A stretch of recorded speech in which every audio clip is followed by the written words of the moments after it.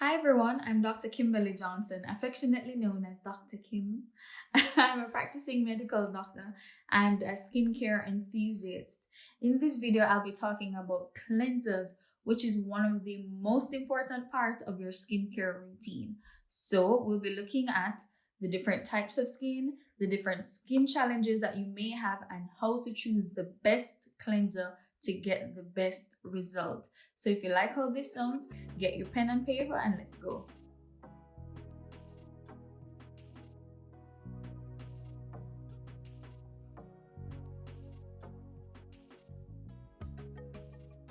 Okay, ready. Cleansers, I believe, are one of the most important parts of your skincare routine. It's the first step. So if you have a good cleanser, it paves the way for the rest of the routine. But if you have the wrong cleanser, it's downhill from there. It will just make everything else painful to add to the skin. So I want to do this video to help you choose the best cleanser so you get the best result. Now, in reviewing these products, I'm choosing the best, and the best comes with a good enough price point, because so many times I see cleansers costing way more than they should. So a good cleanser doesn't need to cost that much, because a good cleanser is going to be simple in terms of ingredients, which takes me to point number 2. Good ingredients. And these are ingredients that are good for your skin. Ingredients that will not sensitize the skin, ingredients that will be nourishing to the skin and will pave the way for good application of other actives as you move on in your routine. So the ingredients are supposed to be good. And this is what I want to do for this channel, help you to appreciate what ingredients mean so you can look at the back of a product and understand what you're getting and why you need these ingredients and what to eliminate. So a good cleanser will have good ingredients that are not harmful to the skin. A good cleanser will also not strip the skin, but at the same time cleanse the skin well enough. So you want to cleanse the skin without making it squeaky clean, and at the same time maintain some kind of moisture and not strip all the natural oils from the skin. Because what happens is that will just be a vicious cycle of all the oils being removed from the skin and your sebaceous glands working overtime to create even more oils. Mess. So you want a balance. And cleansers that strip the skin too much may end up causing damage to the skin barrier, and this is what we don't want. The next aspect of a good cleanser is the pH. Most companies won't state the actual pH of the product, but what you want is a cleanser with a pH that is close to that of the skin. And the natural pH of the skin is about 5, which is mildly acidic. So you want to get a cleanser that's close to that range, about 6, 5, 5.5, thereabout. Now, I should plug here that bar soap is mainly alkaline or basic, so it's way higher than the pH of the skin. Hint, you shouldn't be using bar soap that you used to shower on your face. Back in the day when cleansers were not as advanced, they weren't as close to the pH of the skin, so which is why toners were created to neutralize the pH of the skin after you've cleansed. Nowadays, if you have a very good cleanser that is most likely going to be close to the pH of the skin, you might not need a toner in that case. And we'll talk about that in another video. Most of you without sensitive skin may not be concerned about the pH of a cleanser, especially the newer cleansers. As I said, they're formulated closer to the pH of the skin. However, if you are a person with very sensitive skin, or example with eczema or rosacea, then getting a cleanser that is very close to the pH of the skin will be very important for you. And so I want to break down some of the cleansers that you may want to gear towards. I'll look at some of the cleansers that are good for persons with oily skin. And we're just talking about oily skin now, not oily acne prone, just oily. And for oily skin, you want to get a cleanser that's gel based, that's usually foaming cleansers, and possibly something with niacinamide, and it may have salicylic acid. You don't necessarily need it at 2%. You can have it less than 2%. Some good examples are one, Cerave, which is this one is the Cerave Foaming Facial Cleanser. And this is the one I use in the evenings. So what I like about Cerave and this cleanser is that one, it's a very good price point for a very big bottle.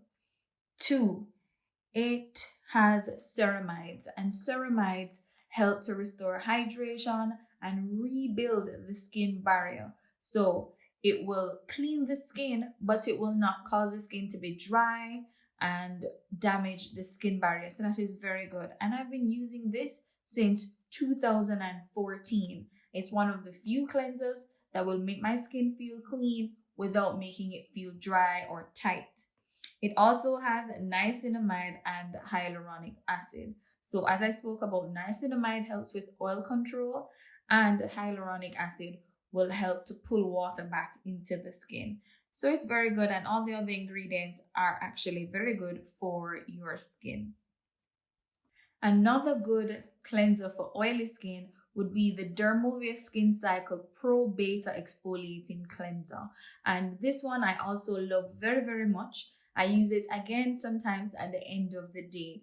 And this will help to get rid of all the gunk, the oil, the grease, all the things that are on your face during the day. So if you're wearing makeup, this is good to remove all the makeup without having to double cleanse.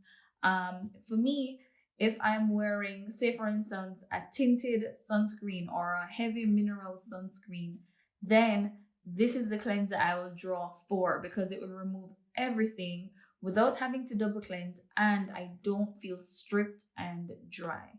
So that's a good one. The Dermovia Skin Cycle Pro Beta Exfoliating Cleanser. And the good thing is it is available here in Jamaica at Fontana Waterloo brand, so you can pick it up. You don't need to wait for anything to be shipped. It's right there at Fontana Waterloo. And the next one I'll mention is the Larouche-Posay Purifying Foaming Cleanser. And this one again, foaming. But what I love about this as well, it's similar to the Cerave Foaming Cleanser in that it contains ceramides to rebuild the skin barrier and restore some hydration and moisture in the skin. Very good one from La Roche-Posay, and that is also a very nice brand for skincare. The price point is also very good. It ranges from $11.99, that's US dollars, to $14.99 US dollars, and this is based on the size of the bottle that you choose to purchase. So all three that I've just mentioned, very good price point, very good safe products for your skin. You will love them. So when it comes to acne skin or oily and acne-prone skin, you want to get cleansers that have salicylic acid, preferably at 2%, and niacinamide, which helps with oil control and acne control. And you might want to employ benzoyl peroxide in your cleansers. Now, before you go any further, please remember to watch my video on acne. Here's the link above, and that will tell you all you need to know about which one of these cleansers is best for you, depending on if you have non-inflammatory or inflammatory acne. So some examples are, or my favorite ones are, the Cerave SA Renewing Cleanser. And this cleanser I use in the mornings. It has 0.5% salicylic acid. So the reason I use this is because I don't need as much salicylic acid because I don't get acne that much anymore. Probably I'll see a pimple once, maybe twice for the year, but that's as much as it goes. So I use this daily in the mornings to prevent acne formation. I like it because it contains ceramides again, it contains hyaluronic acid, and it's very moisturizing to the skin. I love it. The next one is the Cerave Acne Foaming Cream Cleanser. And now this contains 4% benzoyl peroxide, and I did mention it in the video on acne. Now, this I would say you'll use if you have active inflammatory pustules or acne. And This one I like because one, it's not drying, even though benzoyl peroxide can cause dryness. This does not cause dryness. It contains, again, ceramides, because CeraVe, we love ceramides. It contains hyaluronic acid for hydration, and it also contains niacinamide. Now, if you look at the back, the other active ingredients are cholesterol. It does have a small percentage of glycolic acid. So I would recommend, if you're going to use it, I would say preferably at nights. But I've used it in the daytime before and did not get irritation. So I would say use it if you have active acne lesions or bumps. Otherwise, if you're just preventing, you can go with the first one, which is the SA Renewing Cleanser. A good alternative to this would be the Panoxyl benzoyl peroxide cleanser, which I also mentioned in my acne video. The only difference is that the Panoxyl version does not have ceramides and hyaluronic acid. So this has more actives or more added ingredients for moisture restoration of the skin barrier. So this is why I choose this one as opposed to Panoxyl. But Panoxyl is just as good for acne. Another good one is the Paula's Choice Pore Normalizing Cleanser. And this, again, is also good for those who can't tolerate 2% salicylic acid because it has less salicylic acid in it. What is also good about this one is that it is very safe for women who are pregnant. So if you're pregnant with acne-prone, oily skin, this is also a good option for you. So that's from Paula's Choice. Then there's the CeraVe Acne Control Cleanser, which has 2% salicylic acid. So this is higher percentage than the SA cleanser, but it also contains ceramides. It is gentle on the skin and it will restore the skin barrier without causing any dryness or irritation. So it's very good, can be used in the daytime. And in its simplest form, there's the InKey-less salicylic acid cleanser, which is also very good for acne-prone skin. Moving on to dry skin, and I want to group this with dry sensitive skin because most persons with dry skin usually have sensitive skin. So these cleansers now, you want to look at cleansers that are creamy, that will give you hydration. So they're usually creamy cleansers. They're usually very thick in consistency. You want to ensure they have glycerin. You want to ensure they have hyaluronic acid. And anti-inflammatories, like for instance, aloe is good. If you see those, allantoin is also good. If you see that in the cleanser, it will soothe the skin. And because the skin is sensitive, you don't want too many actives because most times the skin barrier is damaged.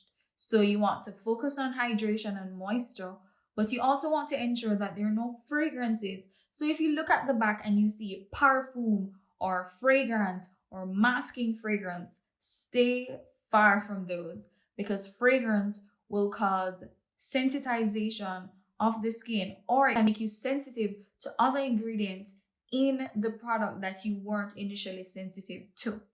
And you end up with a contact dermatitis and all of these things. So if there's fragrance, stay away from that cleanser. Then there is the Ordinary Squalane Gentle Cleanser. This is also a very good one for those with dry skin because it will definitely moisturize the skin, but it is also gentle enough for those with sensitive skin because they're not irritating ingredients in it.